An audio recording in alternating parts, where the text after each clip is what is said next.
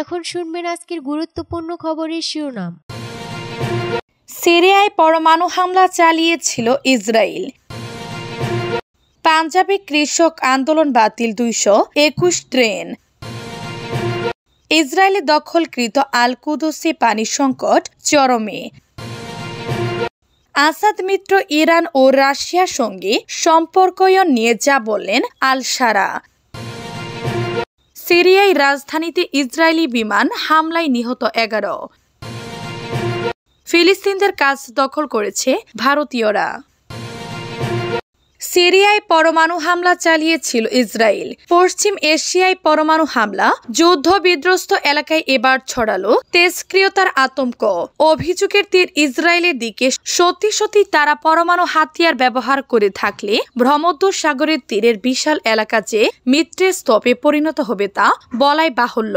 যদিও এ বিষয়ে কোনো মন্তব্য করেনি তেল আবিব। চলতি বছরের 16 ডিসেম্বর প্রতিবেশী রাষ্ট্র সিরিয়ার বন্দর শহর তার্তাসে বড় রকমের বিমান হামলা চালায় ইসরায়েলি ডিফেন্স ফোর্স আইডিএফ। বিস্ফোরণে কেঁপে উঠে গোটা এলাকা। পাশাপাশি অনুভূত হয় ভূকম্পন। এরপরই জোরালো হতে শুরু করে ইসরায়েলের পরমাণু অস্ত্র প্রয়োগের তন্ত্র। পশ্চিমী সংবাদ মাধ্যমগুলির একাংশের দাবি, সিরিয়ায় আমেরিকার তৈরি B-61 পরমাণু বোমার পরীক্ষা চালিয়েছে আইডিএফ। যুদ্ধ বিমান থেকে সেটি প্রতিবেশী দেশটির তার্তাসে নিক্ষেপ করে ইহুদি সেনা। এজন্য যুক্তরাষ্ট্রের বিখ্যাত সংস্থা লকহিড মার্টিনের তৈরি F-35 জেট ব্যবহৃত হয়েছে বলে মনে করা হচ্ছে। গত শতাব্দীতে দ্বিতীয় বিশ্বযুদ্ধ শেষ হবার পর আমেরিকা এবং সোভিয়েত ইউনিয়নের মধ্যে শুরু হয় ঠান্ডা লড়াই। পাঞ্জাবে কৃষক আন্দোলন বাতিল 221 ট্রেন। দাবি মানেনি ভারতের কেন্দ্রীয় সরকার, এমনকি আলোচনাতেও বসেনি নিজেদের দাবি দেওয়া নিয়ে। তাই পাঞ্জাবে বন্ধ ডেকেছিলেন কৃষকরা।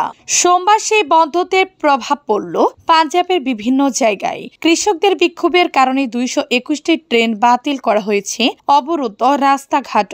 সংযুক্ত নিশান মোর্চা ও রাজনৈতিক এবং কিষান মজদুর মোর্চার ডাকে আবার পথে নেমেছিল কৃষকরা।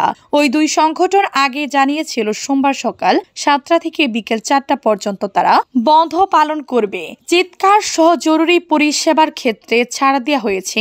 সোমবার সকাল থেকে পাঞ্জাবের বিভিন্ন জায়গায় জড়ো হতে শুরু করেন কৃষকরা। জলবদ্ধ দিল্লি জাতীয় সড়ক অমৃতসর দিল্লি হাইওয়ের উপর বসে পড়েছেন তারা। ফলে ওই রাস্তায় যান চলাচল বন্ধ। মুহাতিতে বিমানবন্দর যাওয়ার পথ অবরুদ্ধ করেছেন কৃষকরা। কৃষকদের কর্মসূচির কারণে যাতে কোনো বিশৃঙ্খলা সৃষ্টি না হয় সেই দিকে নজর রেখেছে পুলিশ। আইন শৃঙ্খলা বজায় রাখতে মোহালিতে 600 পুলিশ মোতায়েন করা হয়েছে। পুলিশের ঊর্ধ্বতন কর্মকর্তা রাজ্যের পরিস্থিতির উপর নজর রাখছেন। কৃষক নেতা সরওয়ান সিংহ পন্থের বলেন, বন্ধের সময় শুধু জরুরি পরিষেবায় ছাড় থাকবে। ইসরায়েলের দখলকৃত কুদসে পানি সংকট চরমে। ইসরায়েলের দখলকৃত আল কুদসে প্রযুক্তিগত ত্রুটির কারণে 2 লাখের বেশি বসতি পানি সংকটে পড়েছে। পরবর্তীতে জরুরি পানি বিতরণ কেন্দ্র চালু করা হলেও ফের ত্রুটির কারণে পানি সরবরাহে বিঘ্ন ঘটেছে। এতে অঞ্চলটিতে পানি সংকট পরমে পৌঁছেছে। পানি সংকটের সবশেষ পরিস্থিতি নিয়ে এক বিবৃতিতে পানি বিতরণকারী প্রতিষ্ঠান গৃহন কোম্পানি জানিয়েছে সমস্যাটি অন্তত 1 সপ্তাহ অব্যাহত থাকবে।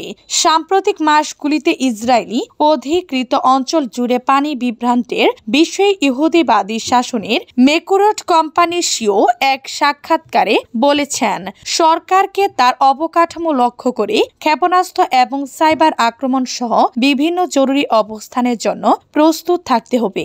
পানি সংকটের বিষয় নিয়ে ইসরায়েলি নিউজ আউটলেট ডিফেন্স পানি বিতরণ নেটওয়ার্কে সাইবার আক্রমণের ক্ষতিকর প্রভাব সম্পর্কে একটি প্রতিবেদন করেছে, যেখানে বলা হয়েছে এটি সাইবার নিরাপত্তা নিরীক্ষকদের জন্য একটি উল্লেখযোগ্য উদ্বেগ, কারণ এটি পানির গুণমানকে প্রভাবিত করতে পারে। এ বিষয়ে গোয়েন্দাদের পরামর্শ, ইসরায়েলি শাসনের শত্রুরা দুর্বলতাকে কাজে লাগাতে পারে, যা অপূরণীয় ক্ষতির কারণ হতে পারে।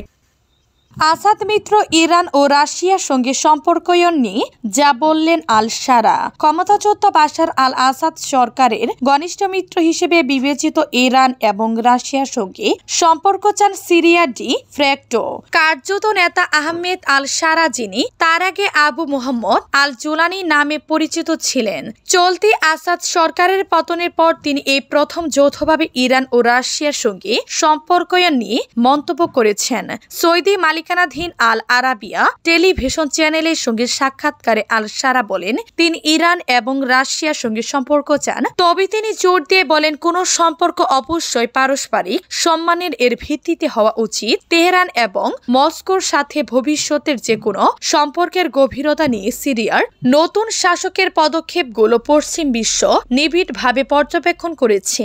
রোববার আল সারা বলেন, ইরানের মতো একটি গুরুত্বপূর্ণ আঞ্চলিক দেশের সাথে সম্পর্ক ছাড়া সিরিয়া চলতে পারে না। তিনি বলেন, তবে সম্পর্ক অবশ্যই উভয় দেশের সার্বভৌমত্বের প্রতি শ্রদ্ধা এবং উভয় দেশের বিষয়ে হস্তক্ষেপ না করার উপর ভিত্তি করে হতে পারে।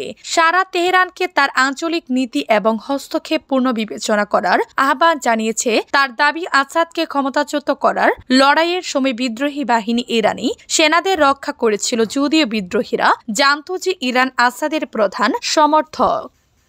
সিরিয়ায় রাজধানীতে ইসরায়েলি বিমান হামলায় নিহত 11। ব্রিটেন ভিত্তিক Syrian observatory for human rights জানিয়েছে, রোববার দামেস্কের উপকণ্ঠে ইসরায়েলি বিমান হামলায় 11 জন নিহত হয়েছে। বাশার আল আসাদের ক্ষমতাচ্যুত হওয়ার পরও ইসরায়েলি সিরিয়ার অস্ত্র এবং সামরিক অবকাঠামোকে লক্ষ্যবস্তু করে চলেছে। যুদ্ধ পর্যবেক্ষণ সংস্থাটির বিবৃতিতে বলা হয়েছে, রাজধানীর উত্তর পূর্বের শিল্প শহর আদ্রার কাছে আসাদ বাহিনীর একটি অস্ত্রের ডিপোকে লক্ষ্য করে হামলা চালায় ইসরায়েল। এতে অন্তত 11 জন নিহত হয়েছে, যাদের বেশিরভাগই বেসামরিক নাগরিক। সোমবার 30 ডিসেম্বর এক প্রতিবেদনে এই খবর দিয়েছে আরব নিউজ। বেইরুত ভিত্তিক প্যান আরব আল মায়াদিন টিভিও বিমান হামলার খবর দিয়েছে, তবে তাদের প্রতিবেদনের মৃতের সংখ্যা 6 জন বলা হয়েছে। রোববারের বিমান হামলার বিষয়ে ইসরায়েলি সেনাবাহিনী কোনো মন্তব্য করেনি। 2011 সালে দেশটির অভ্যন্তরীণ গৃহযুদ্ধ শুরু হওয়ার পর থেকে সিরিয়ার উত্তর শত শত বিমান হামলা চালিয়েছে ইসরায়েল। খুব কমই এসব হামলার দায় তেল আবিব স্বীকার করে ইসরায়েলের দাবি তাদের লক্ষ্যবস্তু ইরান সমর্থিত গোষ্ঠী, যারা আসাদকে সমর্থন করেছিল। আসাদকে লক্ষ্যবস্তু করা সিরিয়ার বিদ্রোহীরা এরই মধ্যে ইসরায়েলকে বিমান হামলা বন্ধ করার দাবি জানিয়েছে। ফিলিস্তিনিদের কাজ দখল করেছে ভারতীয়রা। ইসরায়েলে কোনো নির্মীয় মাত্র ভবনে লোহালক্করের শব্দের মাঝে হিন্দি কথোপকথন বিরল নয়, কিংবা অন্য কোনো ভারতীয় ভাষা। 1 বছর আগেও চিত্রটা এমন ছিল না। যুদ্ধ পরিস্থিতি অনেক কিছু বদলে দিয়েছে ইসরায়েলে। যুদ্ধ পরিস্থিতি তৈরি না হলে হয়তো এসব জায়গায় আরবি সংলাপী দপ্তর ছিল, থাকতেন ফিলিস্তিনি শ্রমিকরা, কিন্তু এখন সেই জায়গায় ভারতীয় শ্রমিকদের ভিড়। গত বছরের অক্টোবরে হামাস গোষ্ঠীর হামলার পর থেকে ছবিটা বদলে যায় ইসরায়েলে। ফিলিস্তিনি শ্রমিকদের ইসরায়েলে প্রবেশের উপর নিষেধাজ্ঞা জারি করে বেনিয়ামিন নেতানিয়াহুর প্রশাসন।